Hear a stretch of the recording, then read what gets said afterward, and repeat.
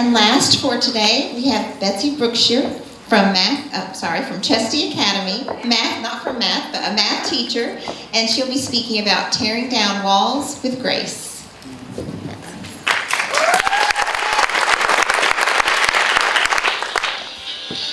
Good afternoon. You're almost done listening to us.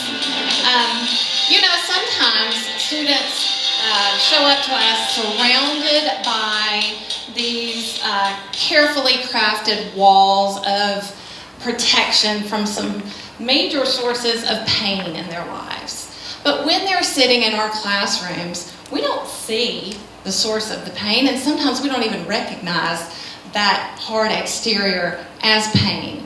Rather, we see it as a kid with a bad attitude who wakes up in the morning, it seems to just make my life more difficult, right? These kids oftentimes see us, like this guy, just another adult to lay down the law. They have a learned distrust of adults, and rightfully so, many of them. But it's my belief that the most effective discipline is not punitive, but rather delivered with kindness and grace and compassion. And I circled grace because that's what I want to talk about today. In her book, Carry On Warrior, Glennon Doyle said, hurt people hurt people. Oh, powerful, right? It's like a chain link of pain, so that if I have a bad day at work, I go home and I'm irritable with my husband, and in turn, he then is irritable with the kids, and it goes on and on. But we're adults, and the people we work with aren't. And so we should really have better coping mechanisms than they do, but sometimes we expect a lot. The good news is that we can interrupt that hurt flow by extending grace. We can break the chain for our students. And when we do that, sometimes we get remarkable results.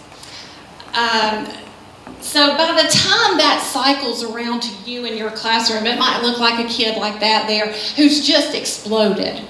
And it's hard to see behind that attitude or that disrespect that really there's more going on. It's not even about you. And can you pause and extend grace in those moments? Because if you can, then the payoff for the kid and for the adult is huge. It's huge.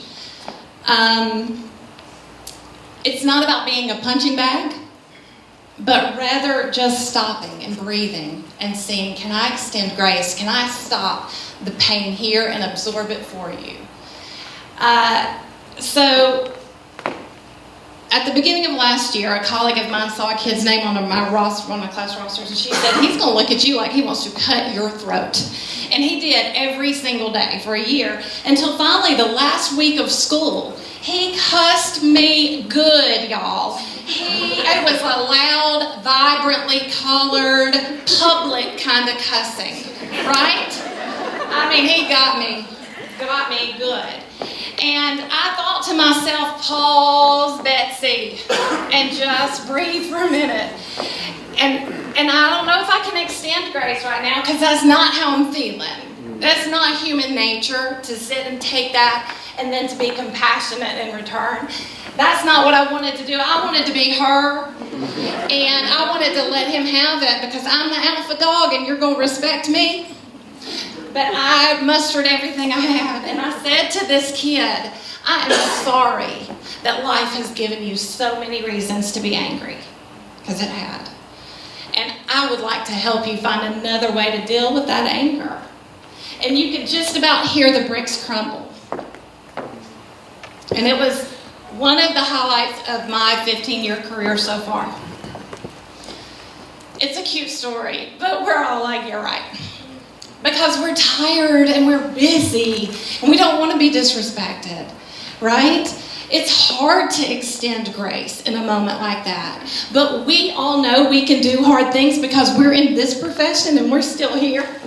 So we can do hard things. And if we can remember that the biggest, sharpest, most painful thorns in our side are the ones who need that kind of grace the most, then we are not just another brick in the wall, but we are the saving grace in a young person's life, and that is a hugely powerful responsibility.